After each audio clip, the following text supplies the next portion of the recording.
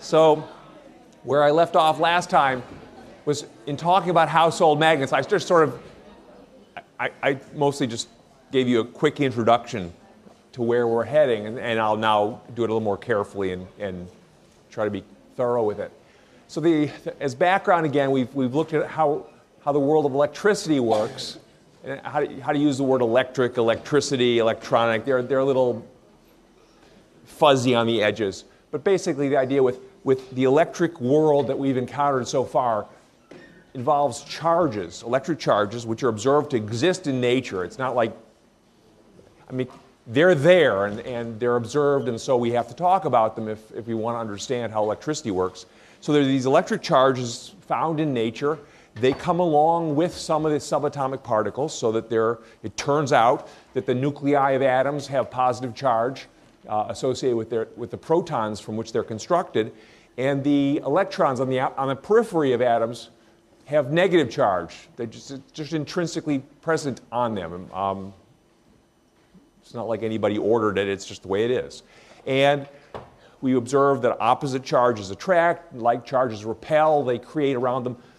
Any charge creates around it an electric field, and the electric field pushes on other charge. And what else about that?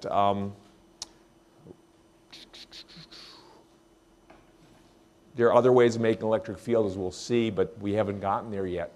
So that's basically the world of electricity and electric stuff. We watched electricity flowing through wires. You can get charge moving through wires or other conducting systems, something that carries charge, and then you get currents, which is charge on the move, and it can carry electric power from one place to another, things like that. So now I'm going into the world of magnetism, and as I told you last time a little bit, it sort of seems like just a step to the side to do something just entirely different, but it's not. Magnetism and electricity are best friends, and it's hard to talk about one without encountering the other, and that'll get more and more true as we go along. So, but still, you've encountered magnets in seemingly very different contexts than you've encountered simple electric stuff. The static electricity is its own world. Magnets sticking to your refrigerator or playing with each other, jumping at each other and stuff like that, it seems to be its own world, and we'll treat it as that initially.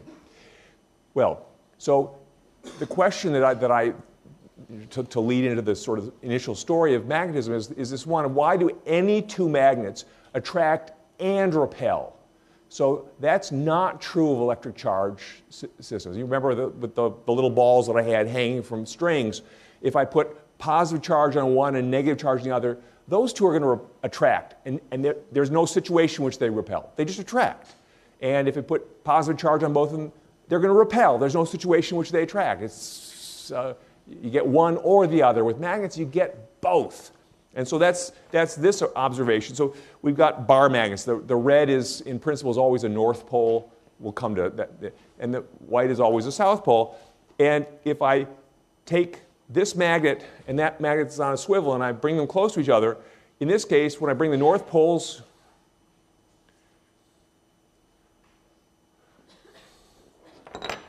rats. Okay, so this magnet's messed up, which is in an interesting way, which we can solve. But here now I've got a north pole and a north pole, and they repel, and a north pole and a south pole, and they attract. At the point where I can drag one around with the other, right? So it's a weird situation that you can get attraction and repulsion between any two magnets. It's more a matter of how you orient them. And what that, playing around with magnets long enough, you come to the observation, and physicists and scientists did this long ago, that there are two types of magnetic something. The word charge has already been used, so they decided to call it pole. And there are two types of magnetic pole, and the word plus and minus, or positive and negative, have already been used, so they use something different. North and south. So north is the magnetic equivalent of positive, and south is the magnetic equivalent of negative. Yeah. And it's one continuous quantity. As with charge, there is just one charge. There is only this quantity called charge, and you have positive amounts and negative amounts. Similarly with pole, there's only one quantity, and you can have positive amounts and negative amounts. We don't call them positive and negative. We call them north and south. And so far, things look like we've just rediscovered another version of electricity in the electric world, except for this problem that comes up with the question, that is that you never find two magnets that always attract or two magnets that always repel. They always do some of both, depending on how you orient them. And the story behind that is you never find an object that has a net magnetic pole. That means that if you sum up all the magnetic poles, considering the north poles to be positive amounts and the south poles to be negative amounts, when you sum it all up, every object you ever encounter sums to zero.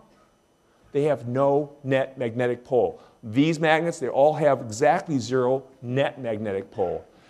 So that means that if they have positive magnetic pole, which we call north, they also have some south. How much? Exactly the same amount of south as they have north. And it's amazingly consistent. No matter what you try to do, and I did this last time, if you take a magnet with north pole on it one end and south pole on the other, and you break it in half, the two halves still have no net magnetic pole. How do they pull that off? They pull that off by developing opposite poles at the break, so that this tip really does have north magnetic pole to it, and this really does have south magnetic pole to it. In the middle, it's not clear there's anything interesting there. If we break it in half, lo and behold, this piece, which has north still at the tip, now has some south at the broken end. And you can see that by taking it near this north pole on a swivel, they attract. That really is south pole there. So the net pole on this fragment of the original magnet is still zero. It has the original north pole on its tip, but now it's got an equal amount of south pole down here at the bottom. And the other fragment has the corresponding piece of extra north pole showed up here. So we didn't create any pole out of thin air or destroy any. It's conserved quantity. We started with zero, we ended with zero, and each piece actually still has zero. Any questions about that idea? What it tells us is that there are no subatomic particles that have been, to date, no one has ever observed a subatomic particle that carries with it magnetic pole. Not by its just a pure, for example, pure north pole or pure south pole. There's no fundamental part of physics that forbids that. In fact, people expect it to exist. Scientists expect that somewhere in our universe there are pure north poles or pure south poles, but we've never found one. There have been experiments done for probably 50 years looking for pure single poles. Are there some weird subatomic particles or something in our universe that carries pure north pole? I was actually, as a graduate student, one of my fellow graduate students was working on an experiment to look for pure magnetic poles, what are called monopoles. And her experiment saw one day. It's a famous event that people remember from the Dark Ages. Way back when, unfortunately, they got a signal in the laboratory that was consistent with a single pole, fundamental pole, having gone through their apparatus. And they built a more fancy apparatus to go looking for these poles, and they never saw one again. So it's one of these events that either there was a glitch in their experiment, which actually is the most likely possibility, or they saw the only monopole that has ever gone through an experiment in the past 50 years. And they saw it once, and they'll never, what can you do? You saw it once, you can't repeat it. No one knows. In any case, the long and short of it is, there are no free poles in our world as far as we know. That makes magnetism significantly different from electricity, where there are clearly free charges. There are pure positives on things and pure negatives on things. We're okay with the idea, or questions about that idea? It may be that in your lifetime people discover monopoles, but it's it's an ongoing puzzle why they don't exist or why they're not observed. Okay, so this next slide is the same story I just told you. It does bring up, however, the fact that if there are no free poles around, then why is there any magnetism at all in stuff? It's because even without free poles, you can have magnetic dipoles. And what a dipole is a fancy name for a system that has two poles of equal but opposite strengths. So these magnets, this magnet, for example, is a magnetic dipole. It has two poles of equal but opposite strengths. So it's got a north pole at one end, south pole at the other end. It's just the jargon or conventional name for that is a dipole. And because this is a magnetic situation, it's a magnetic dipole. And typical magnets are magnetic dipoles. If you go looking for them with the right equipment, you can find a north pole and a south pole, one of each. And the strength, of course, is equal. They sum to zero. That arrangement where you've got one kind at one end and one kind at another, or the distribution, I should say, you can make a bar magnet where the north pole, in this case, is at one end and the south pole is the other. You can also make a bar magnet like this with north end along that surface and south at the other. All those kinds of things do exist, and they're often made for specialty applications. There are magnets that have weird, the placement of the poles is not what you would expect. So don't count on them always being at tip to tip. Life gets more complicated in the real world. The bar magnets that we're playing with are all simple. North pole at one end, south at the other. And it is simply a dipole. There are also magnets that have more than just two poles. Dipole is the simplest arrangement, but you could have four poles on this, two norths and two souths, and they do exist too. The magnets that you use on your the ones on your refrigerator, the ones that advertise something, those flat strips, and I should have some here, but I don't have them, those actually have many poles on them. They have a whole raft of north poles and a whole raft of south poles, and that's not a big problem. If it bothers you in concept, like what does that mean? You can think of the charge equivalent for charge would be a surface that has some positive charge here and some negative charge there and some positive charge there and some negative charge there. Just a pattern. So they put a pattern of north and south poles on those advertising magnets, pizza, Joe's Pizza or something like that. Many poles. Always sums to zero. Oh, what I wanted to tell you is this arrangement where you've got a north pole at one end and a south pole at the other end, we've seen the electric equivalent of that. We saw it when, for example, I took a balloon, got it negatively charged in my hair, and put it on the wall. When I did that, the wall had no net charge, but it had a positively charged part and a negatively charged part. And I said it was polarized. That's an electric polarization. And you can make electric polarizations. We did it a number of times in the past weeks. The magnetic polarization is the same idea. You develop a north pole at one end and a south pole at the other end. That's fine too. There's no net pole, just as there was no net charge in the wall.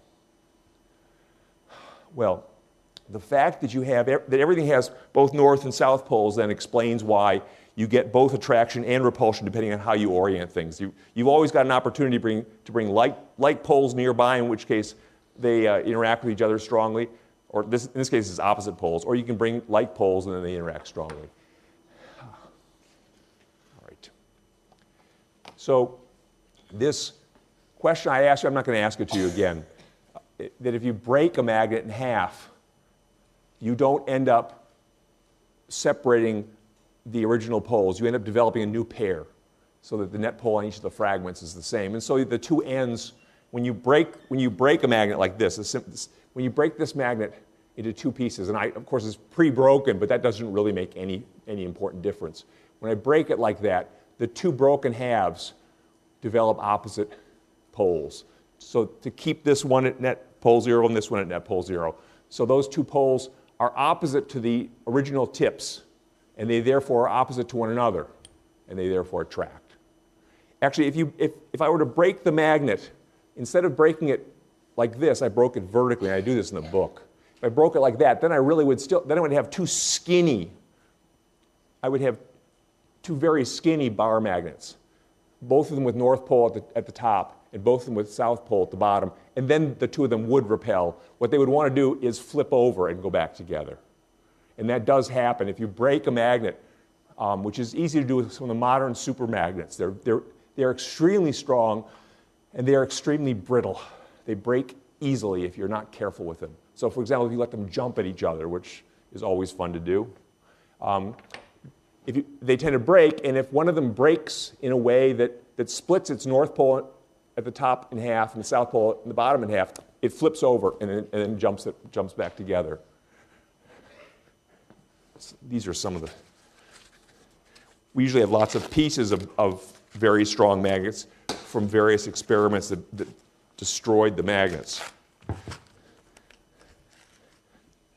So these guys, these things are so strong that they find metal in the table, right? Why is it stopping there? Because that's where a steel screw is holding the table together. So I usually can't get it to go anywhere control. But these two guys, if I give them a chance to get near each other, they jump like crazy, and they tend to shatter. And shoot, did you see the sparks? Because they hit so hard, and they chip off pieces and they catch fire by way of friction. But this kind of magnet did not exist in my childhood. Otherwise, I would certainly have had one and would have broken it many times. I've got to tell you random stories. I used to cover the topic of how televisions work. Back in the day when televisions were these vacuum tubes called cathode ray tubes, the big televisions that are big and heavy and deep, not the flat screens. Great physics issue. I mean, it's a good thing to discuss physics in the context of, but it's gone the way of the dodo bird. I mean, you have to go looking in an antique store to find them. However, there was a time when that was television. And there was a time when not only that was television, but it was black and white. Very few people had color television sets. So a black and white television set was this vacuum tube that shot electrons through empty space to illuminate the front of the screen.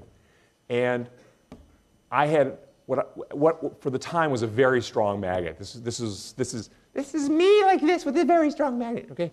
And it would steer the electron beam coming from the back of the tube onto the front phosphors, and it would distort the picture fabulously. It was so much fun to do this as a kid. And then one day we got a color television set, and I did the same thing. And not only was it great patterns and stuff and swirls and whatever, but the colors were swirly. Lots of fun colors. The big difference was when I took the magnet away. When I took the magnet away from a black and white television set, life returned to normal, no problem. When you took it away from the color television set, it stayed colorful, weird, and crazy. And that for very good reasons that have to do with the fact that right inside the surface of a color television set of the old era was what's known as a shadow mask, a surface with holes in it that actually helped the tube control which color was showing up. It was registered perfectly against the little dots of color that were on the front surface of the cathode ray tube. And I had magnetized that. It's a metal that, for fundamental reasons, it's a metal that has to have almost no change in size with temperature, because if it changed size as the temperature of the tube increased or decreased, it would get out of registry with the little dot pattern on the front surface. So it had to be made of a metal called Invar that is a steel alloy and that does not change size with temperature. It's almost perfect. And I had magnetized the Invar. And a repair person came to repair it since it was practically brand new. And we had this discussion about how in the world did this ever happen? And I'm kind of like, oh, I don't know. Yeah, it's a typical, I was like 8. I don't know quite why. Anyway, problem was solved. But the point of this is, you have magnets now. Those television sets are long gone. These magnets would have been unbelievable back in that era. So they attract one another ferociously. They have, all the fragments there now have the same amount of North Pole, South Pole. Of course, it sums to 0. Always net pole 0. Okay?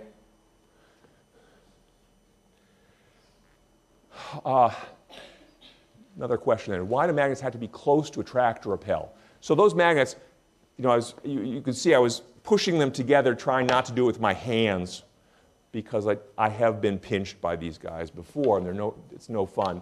We had some really huge ones in the lecture demo, and there was a set in there at one time that they came in one morning and they discovered that two magnets that had not been together were now together. These big things the size of a short soda can. They were now together, and there were blood drips going all the way from lecture demo over to the men's bathroom. We still don't know who it was, but it happens. Anyway, so these guys, there's not much action here when they're at 4 inches apart, but now this one's discovered something in the table, and then they go like crazy. Why do they have to be so close?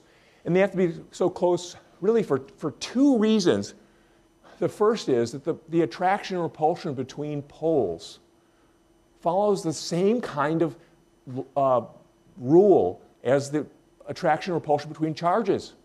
There is, in effect, a Coulomb's law. Remember Coulomb's law for charges? I didn't dwell on it too long, but Coulomb's law for charges said that if you have two charges, they attract or repel, they exert forces on one another, and those forces are equal to some constant, some constant of nature, times the strength of charge 1, or what it is, charge 2, and whether it's positive or negative matters, because if you multiply by a positive number or a negative number, you reverse the forces.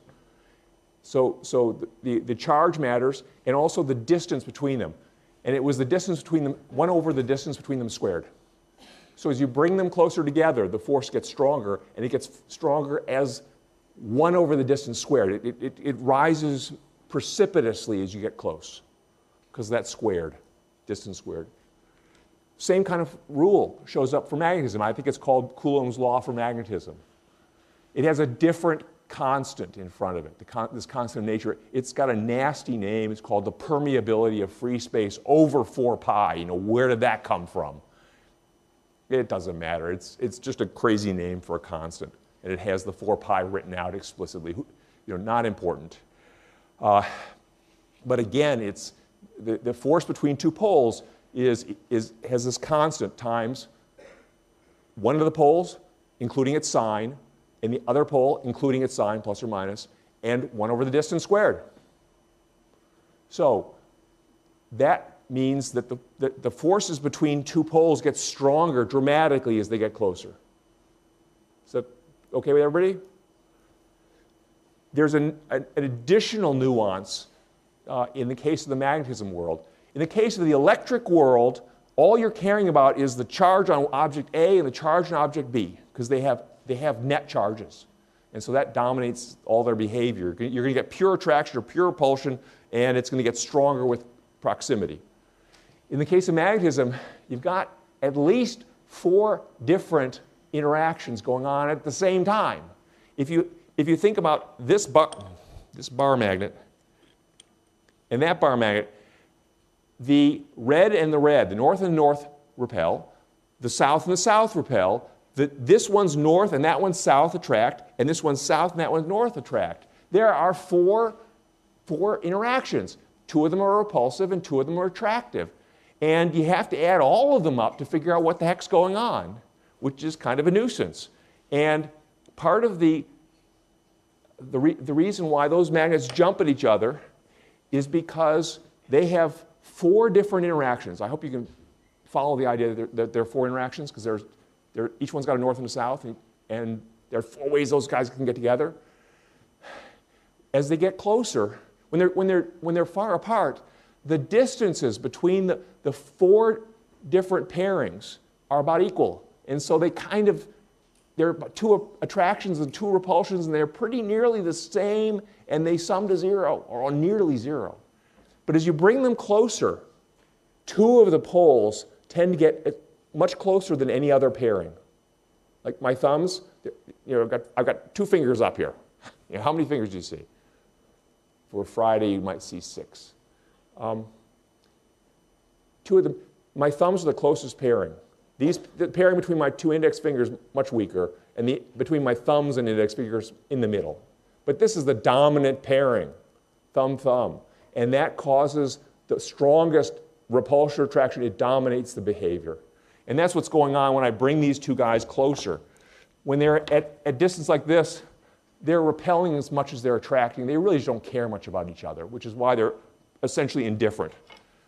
But as I bring them in, they will do their best, first off, to turn their attractive poles toward each other, because they will experience torques if they're not aligned nicely. They'll turn their attractive poles together, and then those two poles will experience the strongest force, and they will pull together ferociously. So any two magnets that you give them freedom to rotate and orient themselves, as you bring them closer, they will orient so that they're attractive because they experience torques due to their interactions, and then they will leap at each other. Always attract. Okay? Bless you. Yeah, so the net forces, this is just me rattling on about that effect I just talked about, this tendency for them to rotate into alignment such that they attract and then to leap at each other. I'm going to skip that. Okay, next then. So why do magnets stick only to some metals? So you have noticed, I hope, that magnets stick to, for example, most but not all refrigerators. And why most? Because most refrigerators are made of steel and ordinary steel, and magnets, it turns out, stick to ordinary steel for the most part. There are, however, some steels, particularly stainless steel, that are non-magnetic, and refrigerator magnets will not stick to them. And I think probably some of you have had this discovery, or your families had this discovery, that having stuck things to refrigerators for a generation, they bought a new refrigerator that is non-magnetic. Nothing sticks. So where does that all come from? And so here's the story of the magnetic character of some, but actually relatively few materials in nature. Most materials are non-magnetic, meaning that they basically could care less about magnetism. Magnets don't stick to them, they don't respond to magnets. People, everything that you're made of, with maybe very few exceptions, is oblivious to magnetism. So why is there any magnetism around at all in materials? It turns out that while subatomic particles do not carry net poles, there are no magnetic monopoles that we've ever found, many, maybe most, maybe all, well, no, most subatomic particles carry magnetic dipoles. An electron, for example, so the little dinky electrons that make up the periphery of atoms, the outer portion of atoms, not only do they carry a net negative charge, but they have a magnetic dipole. They have a north end and a south end. And associated with that north end and that south end, which of course sum to zero because there's no net pole on an electron, is angular momentum. Electrons actually carry a little bit of angular momentum with them. That famous conserved quantity that we encountered back in the day with the spinning skater and so on.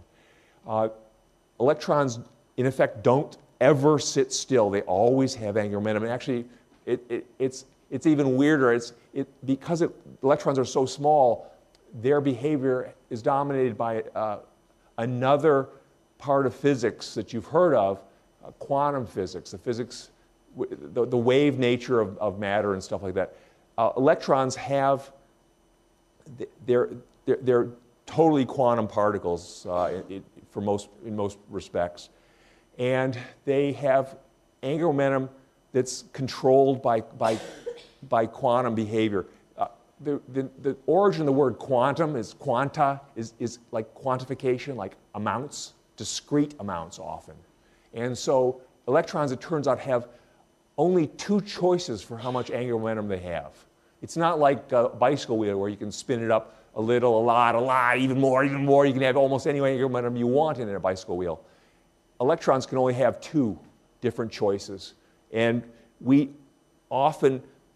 physicists often describe that as, and this is an oversimplification a little bit, as either they have angular momentum in the upward direction, remember the old right-hand rule? So this would be an upward angular momentum. I've got upward angular. They can have upward angular momentum or downward angular momentum. Those are the only, and a certain amount. That's all the choices they have. It is that way. I can't, I can explain it, but it's a whole other story. So, two choices, and associated with those two choices are magnetic dipole up, which is North Pole on top, or magnetic dipole down, which is North Pole on the bottom. It's just got two choices. It's like a little teeny bar magnet. An electron is like a little teeny bar magnet. Magnetic pole up, magnetic pole down. Dipole up, dipole down.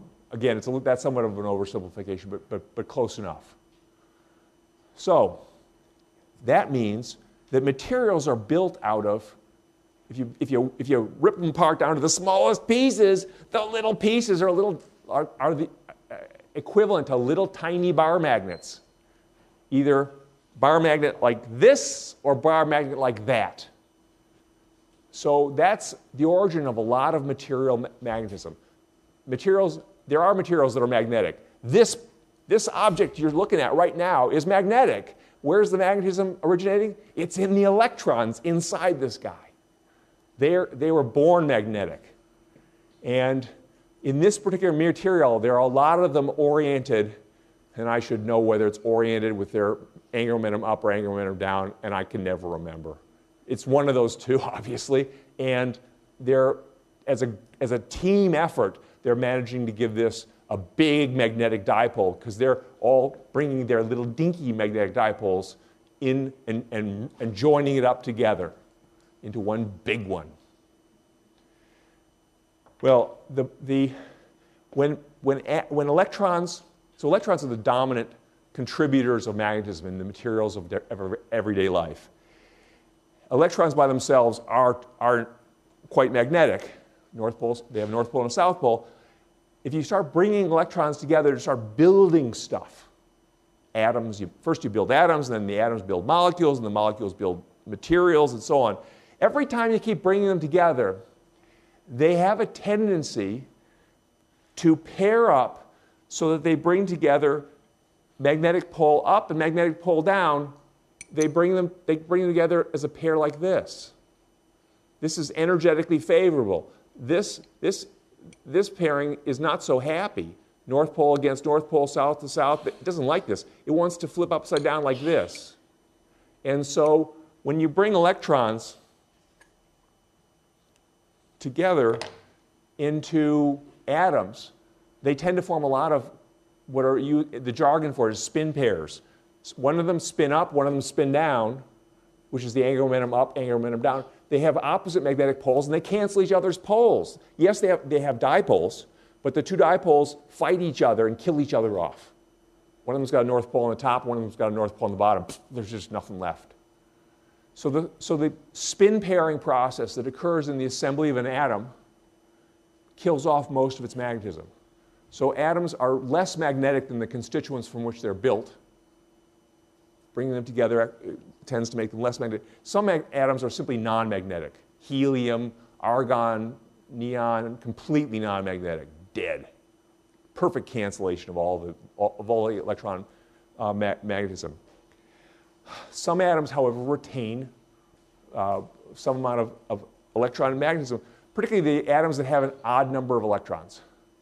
You can't have perfect cancellation because you run out of pairings for one up, one down. But when you start assembling atoms, so some atoms are magnetic, some more than others. Typically the atoms with odd numbers of electrons are especially magnetic.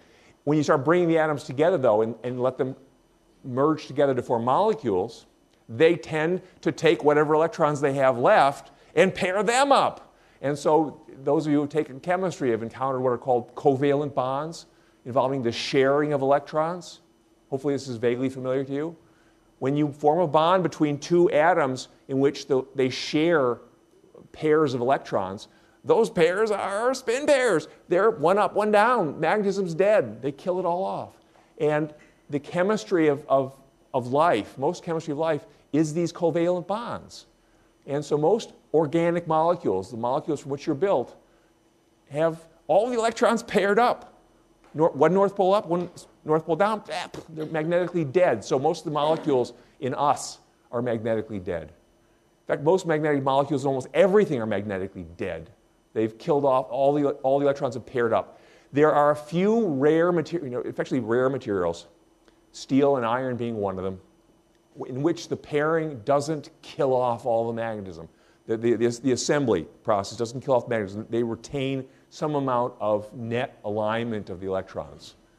And so examples, where's some of these pieces? This is what are we doing with? So this is a fairly strong magnet. This is a piece of copper. It's magnetically dead. So copper is a non-magnetic material. If you decide to order a copper refrigerator, nothing's going to stick to it. No magnets. Aluminum, magnetically dead. Iron, however,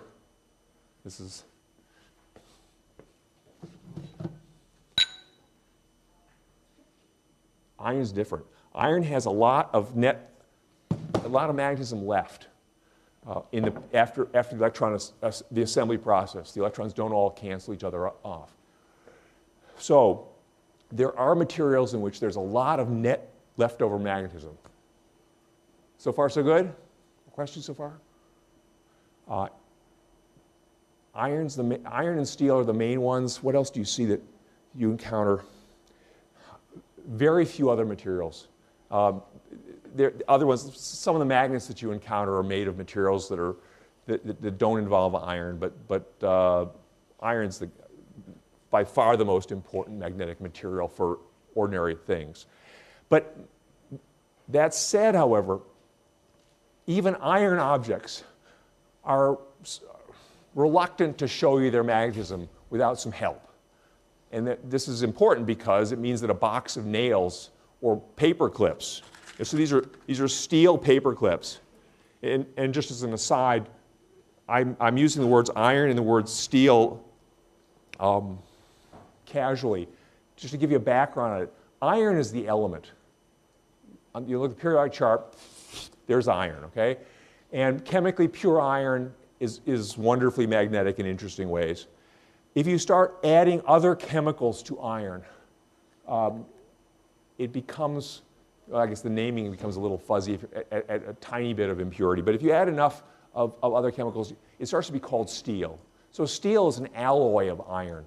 That is iron and other things. The classic thing to add to iron to make an interesting metal out of it is carbon, which doesn't seem like, what's carbon doing in a metal? Carbon is the classic thing to take iron, which turns out to be a relatively soft metal. On the grand scheme of things, it's not so soft, but it's soft enough. You can bend iron more easily than you'd want if you're trying to make something strong out of it. You wouldn't want your car made out of pure iron. You start putting carbon in it, it becomes much stronger. It's harder to bend, harder to form. It holds its shape better.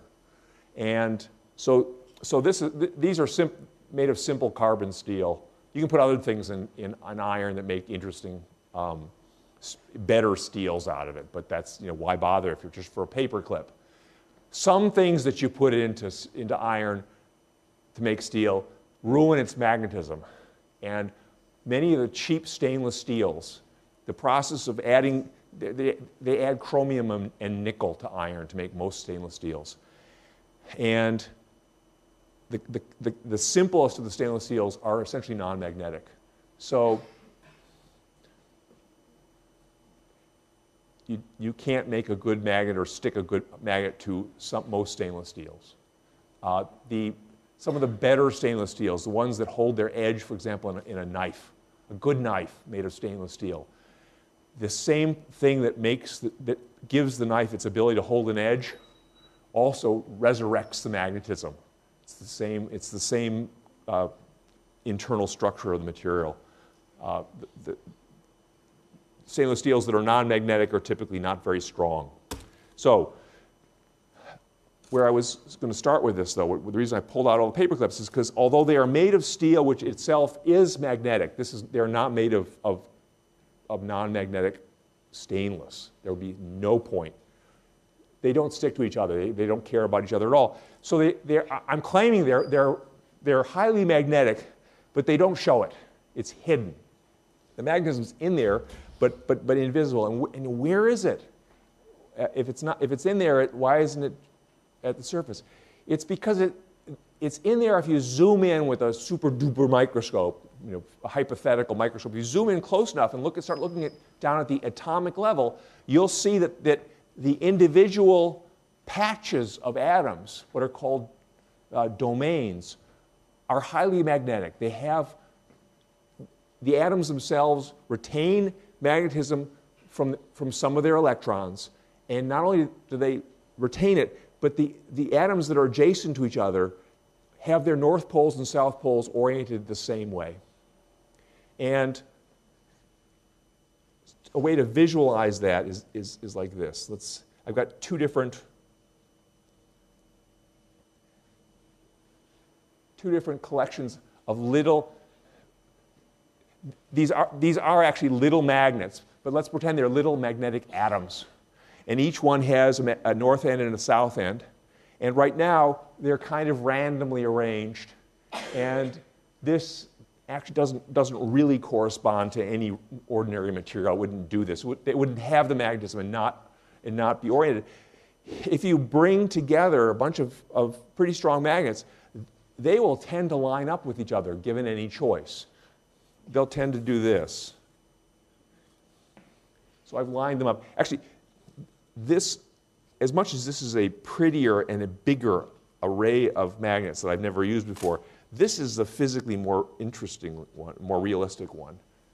Okay, so if you take ordinary iron and zoom in, super magnifying, you'll find regions of atoms in which all the atoms in that region are lined up with each other. They have north poles. They all agree in this little domain, this little patch that sort of the neighborhood. We're all going to have our north poles to the left. And that means that their south pole, if I'm like this, my south pole's here, and my buddy here has his north pole turned towards my south pole. This is great. They all love to be all lined up with each other. So the little domain is all happy. So any one of these, there's a domain here, they're all lined up. Domain here is all lined up. These guys are all lined up. There's a competing effect. As that domain gets bigger, it develops, since everybody agrees, it develops a big north pole at one end and a south pole at the other end. And that tends to affect patches around them and try to have them turn south poles towards the overall north pole. On the larger scale, the point is that on the larger scale, they begin to try to cancel each other out because, can I find a patch like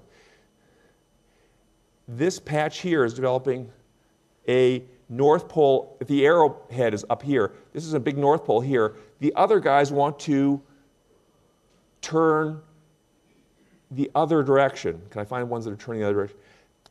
I should also point out that some of these arrows have gotten magnetized backwards, which is an effect that we'll come to. And although they have an arrowhead that's supposed to be north pole, it's become, for reasons having to do with history, it's become a south pole. The point is it's energetically favorable if you've got a north pole. I never do this. This guy with the north pole here, a whole bunch of them lined up with the north pole there, to have a patch here that's south pole and north pole, a patch here that is south pole, north pole, and a patch here that is south, north. You tend to get these rings where everybody's sort of head to tail around the ring, and they all kill each other off, so there's no overall magnetism here. There's many north poles on the top as there are north poles on the bottom, and there's no overall magnetism here. So this overall array has broken up into little domains of a little local team that's all lined up with itself. Everybody's agreeing. But on a bigger scale, the domains work to cancel each other. That's really where I'm trying to go and not doing a very good job of it. If you zoom out a bit, you discover, well, yeah, the little pieces that are highly magnetic, they're there still, but they're all working at cross purposes and killing off the magnetism. It's okay? To get the magnetism to show up, you have to force the domains to stop canceling. So these little patches of atoms, you want to get them all to agree. And how do you do that? Well, one way to do it is to bring another magnetic influence nearby and dominate the situation. So now all of them are turning to line up with the magnet I'm bringing over here in the bottom right. And if these guys are able to remember that they've lined up like this and not go back to where they were, I've magnetized the collection. What I've done is I've changed the domain so that they all now are working together. They would like to, I've stored energy in this. That is, this arrangement, although locally people are happy, on the global scale, this has a lot of energy in it because it could reduce its energy by breaking into patches and flipping some of those patches over so that it cancel the magnetism. That if you look at the stored energy, the energy stored in the magnetic field, which is called or in the forces between the magnetic poles, I can say that first. Magnetic field we haven't come to. There is a potential energy there. We can reduce that potential energy by not having so many lined up like this. That creates a lot of stored energy. And if I allow them to release that energy, which in this case requires that I just sort of give them a little bit of a nudge and jiggle so that they can figure out a new way of disaligning. It broke up into domains that all oppose each other. I had to give it a nudge because this array has the behavior of what's known as a hard magnetic material. A hard magnetic material is a material that is, first of all, it's got these magnetic domains living inside it. So there's not perfect cancellation of the electron magnetism. So it's got magnetism, and you can align that magnetism with some external process, and it will remember that magnetism against the disordering effects of hitting it or of thermal energy jiggling it. So hard magnetic materials are the basis for permanent magnets. They're materials that you can magnetize and they remember it. Magnetizing, this is magnetizing. Bring a strong magnet near this magnetizable material with these little magnetic domains living inside, and that's magnetizing. A hard magnetic material stays magnetized. A soft magnetic material forgets as soon as you pull away the magnet. Demagnetizing is anything that wipes out the grand agreement between the domains. Vibrations do that. Thermal energy does that. There's thermal energy. Not very good still. Come on, guys. There. Just to finish up here with the real world of the magnets. These guys don't stick to each other now, right? Nothing's going on here. But if I magnetize this one by bringing a strong magnet near it, it's now magnetized. It's got this is a north pole, so that's a south pole up here. That's a new north pole. And it magnetizes another paperclip, which in turn magnetizes another paperclip. I hope you've done this kind of thing as a kid, or maybe last week. I can't go that far. And now if I take off the magnetizing influence, they will begin to forget. Not all that well. These guys are pretty hard magnetic materials. We ought to lose that last paperclip. Thermal energy is trying to do its trick of there it goes. Okay?